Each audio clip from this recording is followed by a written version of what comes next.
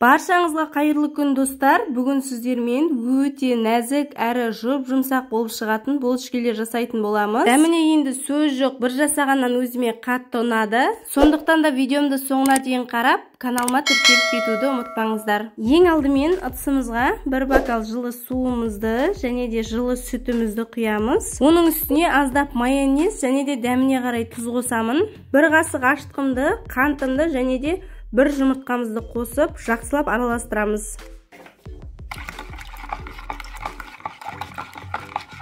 Қасықпен араластыру ыңғайсыз болғандықтан, осындай венчиктің көмегімен де жақсылап араластыруға болады. Енді үстіне 2 қасық сұйық майымызды қосып, тағы да жақсылап араластырамыз. Неге араластырып алдық? Енді 10-15 минутқа кішкене демалдырып аламыз. Осындай көпіршіктер пайда болуы қажет. Енді қамырымызды илеп бастаймыз. Ол үшін осылай қамырымыздың ортасын ашып, жаңағы дайындап алған сұйықтығымызды құямыз. Енді артық ұн салмай, жұп-жұмсақ қамыр илеміз. Міндетті түрде ұнымызды електен өткізіп қосқан дұрыс. Сонда біздің булочкаларымыз жұп-жұмсақ, үлпілдек болып шығады. Барынша қамырымыздың иін қандырып илеген жақсы. Неке видеода көріп отырғандарыңыздай бір тегіс болып шығады. Енді қамырымыз кеуіп қалмас үшін крышкасын жауып, жарты сағатқа ашытуға қоямыз. Неке қамырымыз керемет болып көтеріліп шықты. Енді булочкаларымызды жасап бастаймыз. Булочкаларымыздың 2 түрін жасаймыз. Сондықтан бірінші бөлігін осылай бөліп аламыз.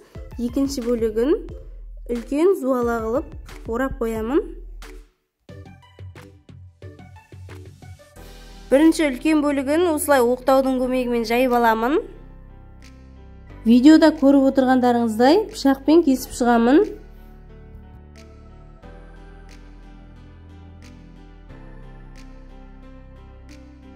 Неке варенкамызды салып алғаннан кейін екі жағын осылай жауып отырып ораймыз. Әйтпесе варенкамыз піскен кезде шығып кетуі мүмкін. Неке қараңыздар, екі жағы да осылай жабық болуы қажет.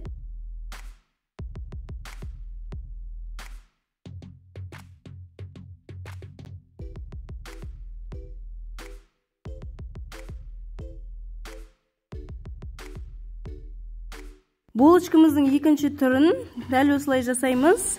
Бірінші осылай майдалап турап қойған қамырымызды оқтаумен жайып аламыз. Осылай ұзынша етіп жайып алғаннан кейін варенкамызды шетіне салып, қамырымызды кері қайырып, жақсылап жауып аламыз. Қамырымыздың үстіңгі бөлігін осылай пышақтың көмегімен тіліп шығамыз. Енді тілінген бөлігіне қарай орап аламыз. Сонда біздің булочкаларымыз өте әдемі болып шығады. Осы жерлерін түйіп жібереміз. Неке қараңыздар, сүп-сүйкімді булочкалар дайын болды. Тағы біреуін қайталап көрсетіп өтейін. Сіздерге де түсінікті болу үшін.